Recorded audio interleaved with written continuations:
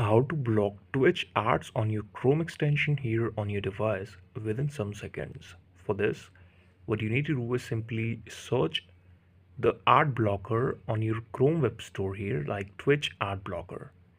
Whenever you will open it on your Google Chrome extension web store, you will see there is an application called Twitch ad blocker that usually blocks ads only related to the Twitch application or the Twitch website.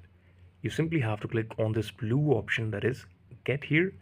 Click on the get button, install it to your PC, install it to your Google Chrome, and after that you can simply try this application, that if is it working or not. If not, then you can download any another ad blocker for you, all of the browser, or for only for Twitch.